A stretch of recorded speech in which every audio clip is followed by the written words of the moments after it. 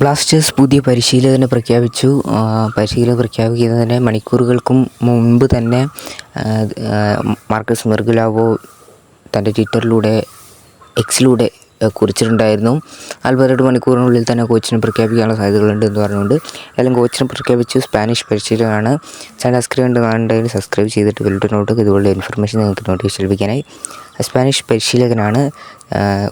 കോച്ചിൻ്റെ പേര് ഡേവിഡ് കാറ്റാലി എന്നാണ്. നമുക്ക് ഡേവിഡ് എന്ന് വിളിക്കാം. ഓക്കെ.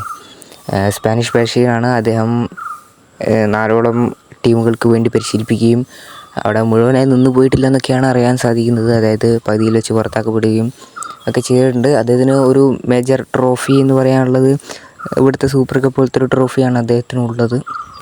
കോച്ചും കരോളിസ് കിംഗ്സുമായിട്ട് സ്പോർട്ടിംഗ് ഡയറക്ടറായിട്ടുള്ള കരോളിസ് കിംഗ്സുമായിട്ടുള്ള ചർച്ചകളിൽ കോച്ച് അതായത് ഡേവിഡിന് കരോളിസിനെ കൺവിൻസ് ചെയ്യാൻ സാധിച്ചു. അതുകൊണ്ട് തന്നെ അദ്ദേഹത്തിന് ഇൻട്രസ്റ്റിംഗ് ആയി തോന്നി കോച്ചിനെ കൊണ്ടുവരികയായിരുന്നു എന്നാണ് കരോളിസ് കിംഗ്സിൻ്റെ വാക്കിൽ നിന്ന് വ്യക്തമാക്കുന്നത്. അതുപോലെ തന്നെ അദ്ദേഹം ചെറിയ രീതിയിൽ തള്ളി മറിക്കുന്നുണ്ട്. തള്ളലാണെന്ന് മുഴുവനെ പറയാനല്ല. അദ്ദേഹം പറയുന്നത് ഇതുപോലുള്ളൊരു ക്ലബ്ബ്, അതായത് ഞാൻ വളരെയധികം ആഗ്രഹിക്കുന്നു. കാരണം അതുപോലെ തന്നെ ഇത്രയധികം ഇൻട്രസ്റ്റിംഗ് ആരാധകരുള്ളൊരു ഫാൻ പേജ് ആണ്. ഒരു മത്സരത്തിൻ്റെ ഗതി തന്നെ നിയന്ത്രിക്കാൻ പറ്റുന്ന ആരാധക കൂട്ടമുള്ളൊരു ടീമാണ് എന്നൊക്കെ പറഞ്ഞുകൊണ്ട് പല കാര്യങ്ങളും അദ്ദേഹം വിശദീകരിക്കുന്നുണ്ട്. ഏതായാലും സ്പാനിഷ് പരിശീലകനാണ്. ഒരു ബാർസലോണക്കാരനാണ്. അവിടുത്തെ ക്ലബ്ബുകൾക്ക് വേണ്ടിയൊക്കെ അദ്ദേഹം പരിശീലിപ്പിച്ചിട്ടുണ്ട്. അതിനുശേഷമാണ് ഇങ്ങോട്ട് വരുന്നത്. എക്സ്പീരിയൻസിന് കുറവൊന്നുമില്ല.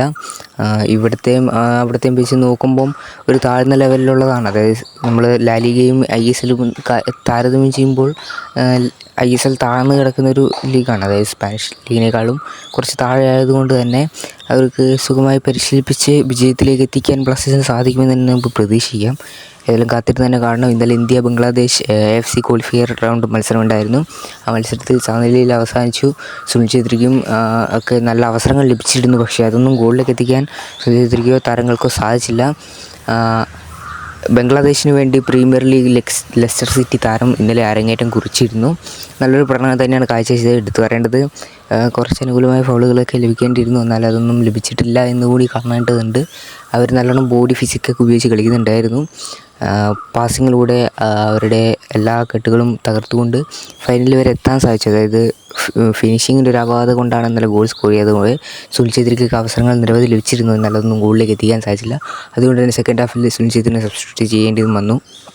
ഏതായാലും നാഷണൽ ബ്രേക്കൊക്കെ ഇനി ISLൻ്റെ പ്ലേ ഓഫ് മത്സരങ്ങളിലേക്ക് കടക്കാനും പോവുകയാണ്. കാത്തിരുന്ന് കാണാം. അതുപോലെ തന്നെ കോച്ച് ഉടനെ തന്നെ കൊച്ചിയിലേക്ക് എത്തുമായിരിക്കും. ബ്ലാസ്റ്റേഴ്സ് ട്രെയിനിങ് കൊച്ചിയിൽ ആരംഭിച്ചിട്ടുണ്ട്. അത് മറ്റൊരു കാര്യമാണ്. എല്ലാ പ്ലേയേഴ്സും ടീമിനോടൊപ്പം ജോയിൻ ചെയ്തിട്ടുണ്ട്.